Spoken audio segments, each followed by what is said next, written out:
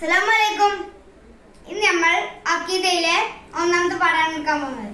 ഇതിന്റെ മുന്നേ നമ്മൾ അഖ്ലാഖ് എടുത്തത് എല്ലാവർക്കും ഓർമ്മല്ലേ? അതെ, നമ്മള് ഒരു ഫുൾ പാഠവും പിന്നെ നമ്മൾ തെതിർഭാഗത്ത് എടുത്തിട്ടുണ്ട്.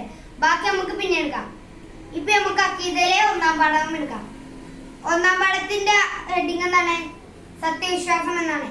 സത്യവിശ്വാസം ഞാൻ ഒന്ന് വായിച്ചു തരാം. അത് കഴിഞ്ഞ ശേഷം നമുക്ക് എല്ലാവർക്കും വായിക്കാം. സത്യവിശ്വാസം. നബി സല്ലല്ലാഹു അലൈഹി വസല്ലമ കൊണ്ടുവന്ന മുഴുവൻ കാര്യങ്ങളിലും സത്യമാക്കലാണ് സത്യവിശ്വാസം. സത്യവിശ്വാസത്തിന്റെ അറബിയാണ് ഈമാൻ. അതവിടെ ബ്രാക്കറ്റിൽ കൊടുത്തിട്ടുണ്ട്. അത് നമുക്ക് പഠിക്കേണ്ടതാണ്, പരീക്ഷക്കൊക്കെ വരും.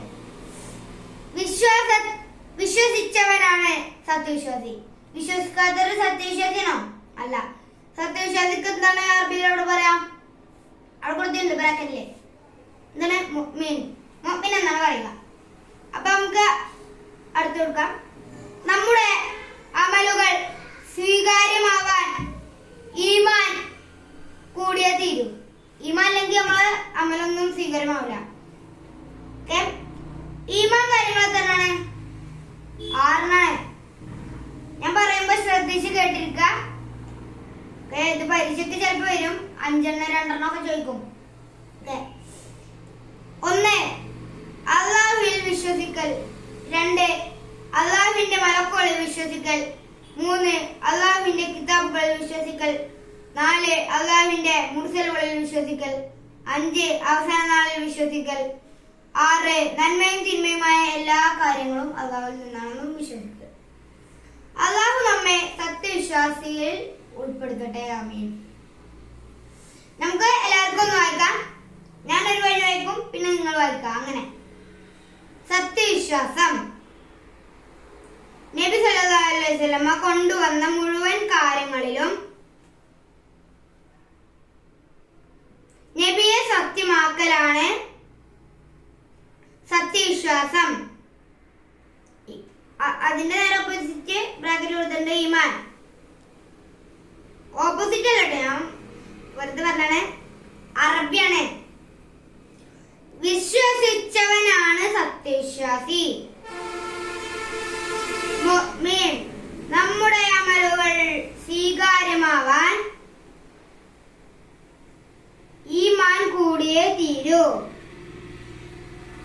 ഈമാൻ കാര്യങ്ങൾ 6 കേട്ടോ. 1 അല്ലാഹുവിൽ വിശ്വസിക്കൽ. 2 അല്ലാഹുവിന്റെ മലക്കുകളിൽ വിശ്വസിക്കൽ. 3 അല്ലാഹുവിന്റെ കിതാബുകളിൽ വിശ്വസിക്കൽ. 4 അല്ലാഹുവിന്റെ മുർസലുകളിൽ വിശ്വസിക്കൽ.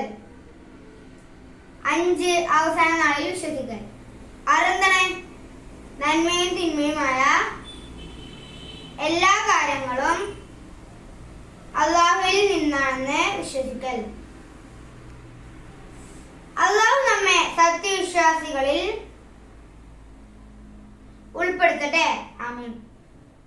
അപ്പൊ ഈ പാഠം നന്നായിട്ട് പഠിക്കാതെ ഈമാന്റെ പാഠമാണ്. അപ്പോ ഇത് പരീക്ഷക്ക് നന്നായിട്ട് വരും. അതുകൊണ്ട് തന്നെ ഇത് പഠിക്കേണ്ടത് അത്യാവശ്യമാണ്. നമുക്ക് തെതിർഭാഗത്തും കൂടി എടുക്കാം. എന്നാൽ നാളെ നമുക്ക് എടുത്താൽ മതി. ഇന്ന് ഫുൾ എടുക്കണ്ടല്ലോ അല്ലേ? ഓക്കെ, അസ്സലാമലൈക്കും.